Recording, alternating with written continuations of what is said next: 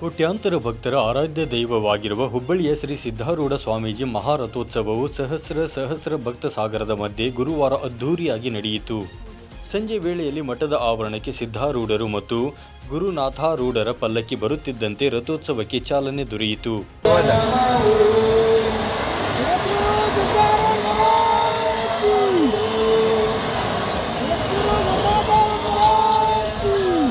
ಶ್ರೀ ಸಿದ್ಧಾರೂಢ ಸ್ವಾಮೀಜಿ ಬೇಡಿದವರಿಗೆ ಇಷ್ಟಾರ್ಥ ಕರುಣಿಸುವ ಪವಾಡ ಪುರುಷ ಎಂಬ ಪ್ರತೀತಿ ಇರುವುದರಿಂದಾಗಿ ರಥೋತ್ಸವಕ್ಕೆ ಆಗಮಿಸಿದ್ದ ಅಸಂಖ್ಯ ಭಕ್ತಾದಿಗಳು ತಮ್ಮ ಇಷ್ಟಾರ್ಥ ಪೂರೈಸುವಂತೆ ಬೇಡಿಕೊಂಡರು.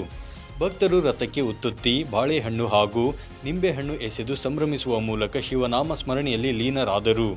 ಇನ್ನು ಅದ್ಧೂರಿ ರಥೋತ್ಸವದಲ್ಲಿ ಜಾತಿ ಧರ್ಮದ ಸಂಕೋಲೆಗಳನ್ನು ಮೀರಿ ಸರ್ವ ಜನಾಂಗದವರು ಭಾಗಿಯಾಗಿದ್ದು ಸಿದ್ಧಾರೂಢರ ಮಹಿಮೆಯ ಪ್ರತೀಕವಾಗಿತ್ತು. ಇನ್ನು ಟೆಂಪೋ, ಟ್ರ್ಯಾಕ್ಟರ್, ದ್ವಿಚಕ್ರ ವಾಹನ, ಕಾರುಗಳಲ್ಲಿ ಮಾತ್ರವಲ್ಲದೆ ಪಾದಯಾತ್ರೆ ಮೂಲಕವೂ ರಾಜ್ಯದ ವಿವಿಧ ಭಾಗದಿಂದ ಲಕ್ಷಾಂತರ ಭಕ್ತರು ಆಗಮಿಸಿದ್ದರು.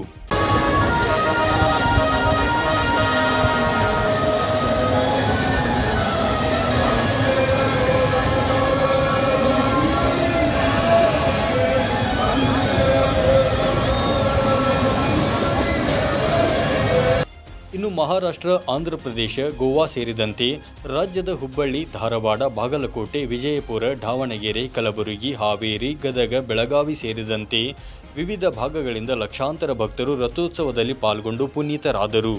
9 ಲೈವ್ ನ್ಯೂಸ್ ಹುಬ್ಬಳ್ಳಿ.